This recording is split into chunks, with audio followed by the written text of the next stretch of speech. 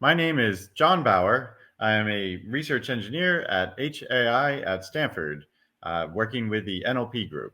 And today I'd like to present a brief introduction to several of our open source projects in the Stanford NLP group. First, I'd like to introduce the group. Here we are at a recent retreat. Here's another picture of us outside our building. Personally, I prefer this photo as you can see me in the middle in the back row there. So we can begin with a couple of projects from the Center for Research on Foundation Models. So it's a very large group across multiple departments at Stanford. It was recently introduced in response to the growing popularity of foundation models. The goal is to have a academic source of research on them, not have everything concentrated in industry. So the two projects from the CRFM that we will discuss today are Helm, an evaluation tool, and Levanter, a training tool. So Helm is holistic evaluation of language models. What this is benchmarking. So benchmarking is an extremely important process when developing a new large language model. You want to know how effective your language model is, and you want to know, how well it performs on various tasks.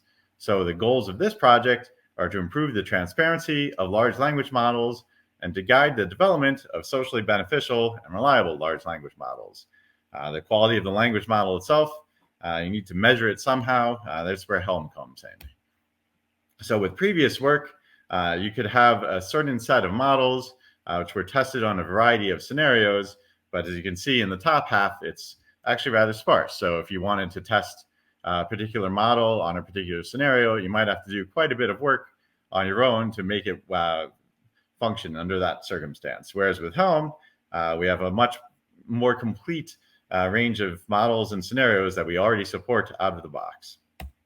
So one of our principles is that of multi-metric. We want to measure all metrics that we can simultaneously to expose the relationships and trade-offs. Whereas previous work would measure one metric at a time, usually accuracy, Helm measures multiple metrics per scenario.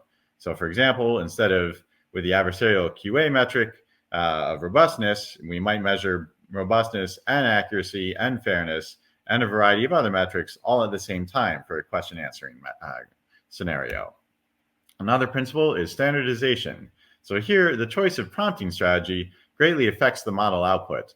The prompts you put into a model can get you different results out, which would affect the metric that you're scoring. So to meaningfully compare two different language models, the prompting strategy must be kept constant across all those models. So Helm uses a standardized prompting strategy across different models so that the results are comparable. This is, as I indicated at the beginning, these are all open source code bases. We have some information on where you can find out more or get the code itself off GitHub. And the next project is Levanter. So we want legible, scalable, and reproducible foundation models. So one of our goals at CRFM is to make the process of building a foundation model more accessible. So it needs to be easy to understand how the training process works, easy to scale to moderately large amounts of compute, and easy to access and reproduce the results of the work. That distills down to legibility, scalability, and reproducibility. So what does legibility mean? We want to demystify what goes into training an LLM or other foundation model with easy to follow code that separates the logic of the model from the scaling of the model. So if we could briefly beat up on MinGPT code quite a bit, it's rather dense and opaque. Furthermore, there's no clear way where you would work on the scaling of it to larger compute. Whereas with Levanter, we try to make it very nice and concise how to build exactly what the model you want is. And then it will be also easy to add scaling to it. In terms of scaling, we need it to be fast, in the same ballpark as the best commercial players. So we want to build it up to interesting sizes, such as 20 billion parameters. We've even tested it on up to 65 billion parameters. So one way we can measure that is flop utilization. So as you can see, as the models get larger, we maintain a high level of flop utilization. In other words, how much of your compute time is actually going towards meaningful work that the training code is doing. Even up to 65 billion, although it started to tail off some, it's still using 44.6% of your effective work. This compares favorably to many of the publicly available solutions out there. So, and then the final goal we have is reproducibility. So we want to be able to reproduce results exactly. We want bitwise determinism, even in the face of preemption or restarts from checkpoints. So an earlier version of the large language model training code from CRFM, Mistral would have the same seed over 4 different runs. You can see there's quite a bit of variability in the final results. Whereas with Levanter, if you start from the same seed, you can get 4 different runs that are exactly the same. This one, it even has a checkpoint in the middle that you restarted from, and you're still getting the same bitwise determinism. So again, open source library. We have more publicly available information, and the library itself is available on GitHub. So one of the large language models that we've trained using CRFM code is the Biomed LM. So this is a 2.7 parameter model trained on PubMed. That's slightly larger than GPT-2 size, not nearly as big as GPT-3, for example.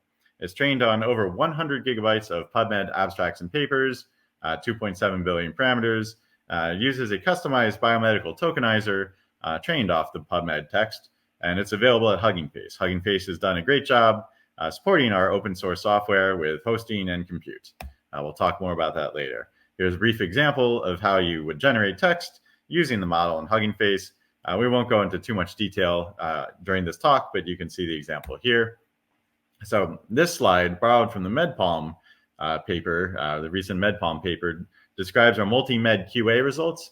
Amongst GPT-2 sized or smaller models, we have the strongest results for the Biomed LM. So we hit 50.3 on this metric. You have to go up to a 10 times larger model with a GPT 3.5 in order to hit 60.2. So in general, for best results, if you're using this model, you should fine tune. So the previous slide for this chart, this was a fine-tuned version of the model. The following example of text generation was fine-tuned on 53K question and answering pairs. So here's an example of some text generation you can get using this model. What are some common causes of lower back pain? The model generates some very plausible looking text, strains and sprains, poor posture, et cetera, et cetera. Although I should emphasize that if you are actually having lower back pain, you should consult your primary care physician and not our large language model. The next open source project to discuss is ColBERT, which is effective and efficient search using late interaction. So first, we need to discuss what is IR. It's an information retrieval model. This is like what a web search would do. You enter a few keywords, it would return, the web pages that match those keywords. These days, people want to use natural language. They don't want synonyms to confuse your search engine. So a lot of people have turned to neural IR models. ColBERT is a fast and accurate retrieval model enabling scalable BERT-based search over large text collections in tens of milliseconds. So this is using some of the latest neural technology and is still producing fast results. So in general, a retriever must balance quality and efficiency. You need to answer a challenging query versus searching over millions of documents. So the earlier, as I mentioned, keyword searches, they're all extremely fast, but on this metric, they perform kind of poorly. So you want higher quality, but you still need to maintain that high speed. So if you add BERT to your search, in kind of a basic way, your search will take actually several seconds, which is way too long. Your users will get bored and go do something else. So how do you fill in this little area in the lower right? And that's where ColBERT comes in. And ColBERT version 2 is even faster and more accurate. So it's orders of magnitude faster than a BERT-based search while being much more accurate than a keyword search. So for neural IR, you could have 2 extremely different matching paradigms. The first is that you have heavily cross-linked embeddings between your query and your document. So your representation starts from the raw text and uses both the query and the document to get fine-grained interactions. This will be extremely accurate, but it's unscalable as you get to large documents. So if you have 100 million documents and each one took 10 milliseconds, hopefully you could be a little faster than that. Retrieval would take days. So the only way you could get even the 10-second response time that we saw earlier for BERT would be if you're heavily pruning. Another possibility here is a query and a document have separate embeddings. Now the difficulty here, so while this is going to be a lot faster, the difficulty here is that it's a very coarse-grained representation. So you actually won't get as many interactions. Your search won't be nearly as accurate. So ColBERT works around this by using what we call late interaction. So you have independent encodings. You have several independent encodings from the same document, and you combine those at a late stage with a query to get your final searches. So this lets you do end-to-end retrieval over Wikipedia in 70 milliseconds. And how do we do interaction at large scale? With ColBERT v2, we introduce more of a pruning approach that we only score the documents that actually look promising. So even if we have 100 million documents, we're only scoring the most promising 10,000. This results in very high accuracy while maintaining a good speed. This is available at the following GitHub link, and there's more information through the publications that are linked there. Another project of ours is DSPy. This is a framework for solving advanced tasks with LMs. So the goal is to express any large language model pipeline as clean Pythonic control flow. DSPy will compile modular code into auto-tune chains of prompts or fine-tunings for GPT, Llama, or T5. So let's take a particular kind of question we might want to ask of a language model. So there's a historic figure, David Gregory. He inherited a castle. We might want to know how big it is. So we could ask specifically, how many stories are in the castle inherited by David Gregory? It turns out, if you plug this into ChatGPT, it simply punts. It claims that, it's only up to 2021, whereas this is an 18th century figure. It still, says it doesn't even attempt to answer the question. Suppose we wanted to use the other foundation models to answer this question. We need to break down the problems and delegate subtasks to specialized foundation models. So if we started with simply the raw question and plug that directly into a language model, it might misinterpret this as to mean Castle Gregory of some sort and return an answer which is not at all what we want. So we might recognize that first we have to attempt to retrieve more information about David Gregory. And here in this case, it's retrieved a plausible thing, a St. Gregory Hotel, which is, you then put that into the language model. It once again extracts the wrong answer. If you make this a two-step process, though, first you ask, what castle did David Gregory inherit? It'll tell you that which castle he inherited in 1664, how many stories are in that castle. Then it will get you the right answer. So now we're happy, but this is a much more complicated process. So with DSPy, you can express this using the chain of thought object in the DSPy. You can retrieve the information, you can execute two chains of thoughts, and you can iterate to get the right answer. And you build code that looks like this, and DSPy will compile it for you. You can feed it a training data, and it will fine-tune the results for you. So once again, this is open source software. Included is the GitHub link and a couple links for more information, a Twitter thread, and an archive paper which explain more about the project. Up next is string to string, which is a collection of text processing algorithms and metrics. So this is a wide variety of string to string algorithms implemented efficiently. So we combine traditional and neural methods for this project. So as an example, if we have a string similarity or sentence or document level similarity task, there's a traditional method, which is the lexical distance. We also include BERT score, which is a neural method, obviously, for similarity. So here we have a nice graphic depicting the various algorithms that are included in the string-to-string library. The goal here is to take a wide variety of string algorithms and include them in one convenient pip installable location. So in many cases, this is directly implemented. So some of the similarity metrics, for example, will be implemented in string-to-string with the goal of being efficient and easily readable, whereas others, such as the Rouge metric, we wrap the reference implementation from Google. As always, it's going to be properly cited and documented. So the purpose is simply to combine all of these algorithms in one easy-to-use location. This is also available on GitHub, and we have an archive paper describing the project. The next up is a brain-to-text, a bake-off we are currently running, where the goal is to translate neural activity to text. So this is a very interesting challenge here, which is what happens if through injury or disease or some other process, someone is unable to verbally communicate anymore. So what we do here is we have a variety of sensors for their head, which measure the electrical activity as they're attempting to speak. They're asked to say a sentence, and these devices measure the signals. The output is featurized, and the goal of our bake-off is going to be to turn those features into text. So this bake-off is running from now until 2024. We have the features and the data and the expected gold answers are on these bake-off homepage. There's the competition data is available here. There's a nice Nature article describing the task, and we have some press releases. So there's a baseline, which is actually fairly accurate. It's quite surprising in some sense how well you can detect how well someone is speaking, even if a human listener couldn't understand what they've said. You can detect it based on the electrical signals. Well, the challenge of this bake-off is to do an even better job and to build an interface for people who are no longer able to verbally communicate. The next project to present is direct preference optimization. So this is an improvement on RLHF. So this is fine-tuning a large language model. So reinforcement learning from human feedback.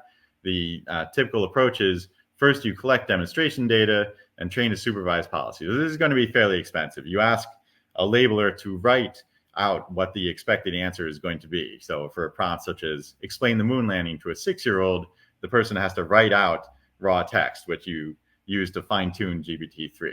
So faster labeling step, which is normally how this goes next, is you prompt the model and it will generate several different outputs.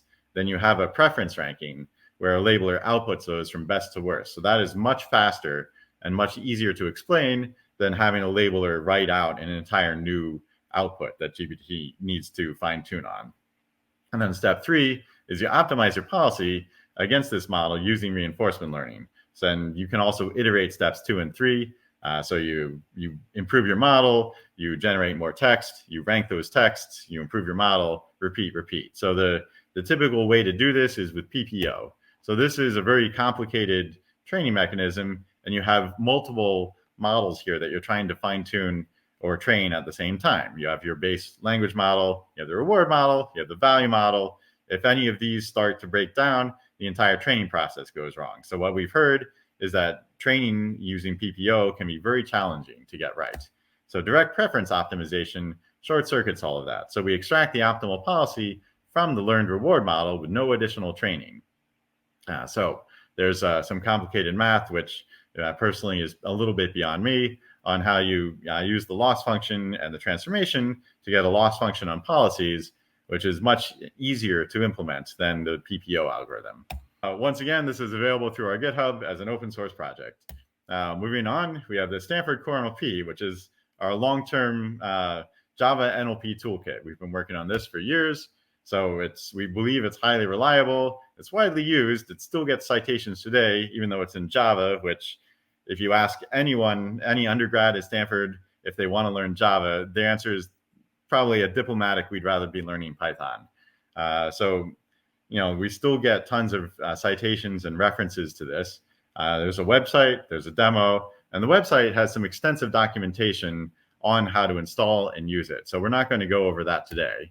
The purpose of this is you enter raw text and you will get back a variety of annotations of that natural text. So named entity recognition, dependencies, co-reference. There's a variety of other annotators. So those are on several human languages. Naturally, so for reasons that we'll get into in a moment, English is probably the best supported one. There's also Chinese and Spanish and German. We've added a couple others recently. What else we've added in the past couple of years is there's a dependency graph search and manipulation tool we call SEMGREX. This was published at GERT 2023. So the goal here is that once you have your dependency graph, you can write out hopefully understandable query where, here you're looking for a specific word, and then you're looking for the dependency types based on that word, and it can extract the particular, the target word. In this case, if you start from spread and you're looking for the object and the verb that go into it, the object and the actor of this, you can get that malaria is spread by mosquitoes. So this requires a bit of understanding of the language itself, of course. So it's a lot more handwriting than asking a language model directly, but it can be useful in cases where you have dependencies, but not a full large language model, as the previous projects were. This is available on our GitHub, and we have an extensive documentation on github.io. There's also Stanza. There's a multilingual, multi-domain Python NLP toolkit. So with CoreNLP, as I was just explaining, we have the most support for English. We have a bit of support for Spanish and German and French and Chinese. But then as you extend it to other languages, we have a lot less support, or basically no support, in our Java toolkit for those. So for specific annotation for those languages, we don't have any support in CoreNLP, whereas with Stanza, we can support that.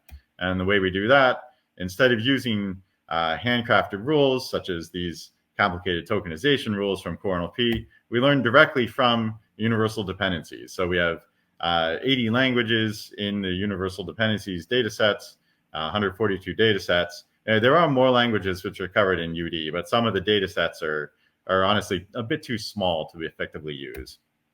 So we have full support for the languages where there's enough data to train a pipeline. It's a fully neural pipeline supporting these 80 languages. And we also include a Python client interface to Java CoreNLP. So we've got several different neural components. So all of these annotations are on all of, well, not all of those languages. So segmentation, lemmatization, dependency parsing, and part of speeches are on each of those languages.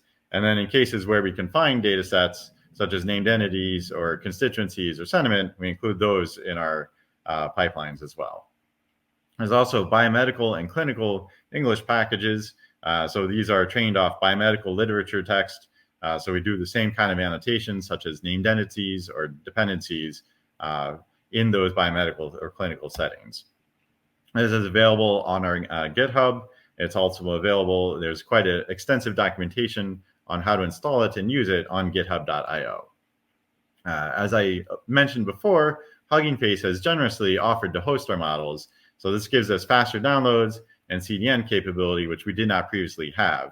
So you can download the models directly from Hugging Face through our software. We'd like to thank Hugging Face for their generous support of our work. So in the past year or two, we've added a few new features, which I'd like to highlight in this talk. So the first is multiple new NER languages. Sometimes a user, such as Carol, has provided us a Polish data set. And there's other languages for which we now have NER support that we didn't used to.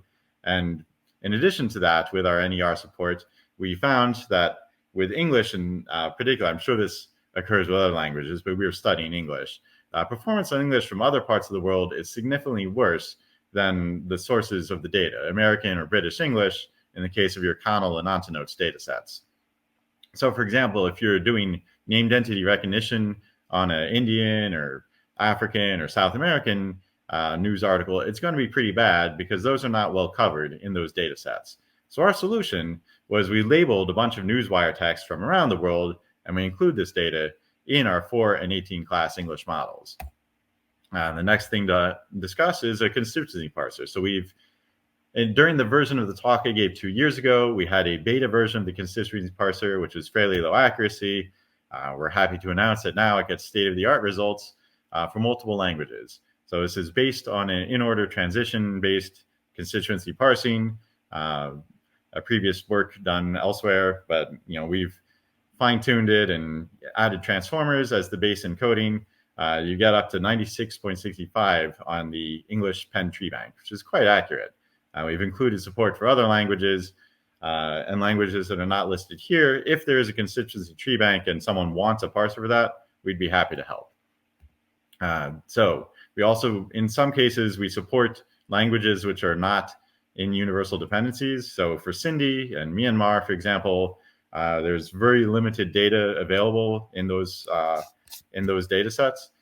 So we directly worked with a university in Pakistan for Sindhi, for example, collected some tokenization data, used a NER data set for Sindhi.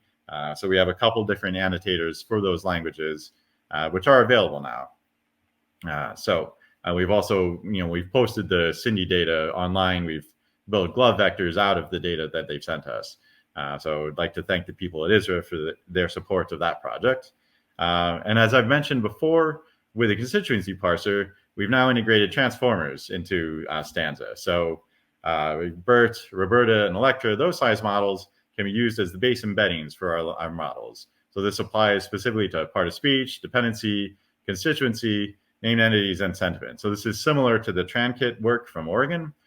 So what they did was they used a multilingual transformer. We find that if you can find a transformer specifically for a language, such as there's a specific Italian transformer, there's a Chinese version of Electra, etc. If you use those, you get better results. So here's an example. Here's a comparison on English. If you switch from not using a transformer to using Electra Large, you get greatly improved results, especially on the parsing tasks.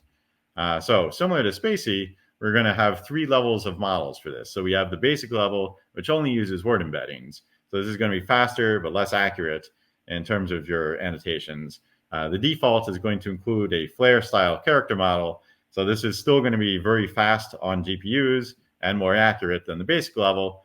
We did have a user complain that it was slowing things down on CPU. So that's why we're adding the basic level support. And then there's a transformer level support, which is slower, but higher accuracy. And those are the 4 new features from the past year or 2 from Stanza that I wanted to highlight.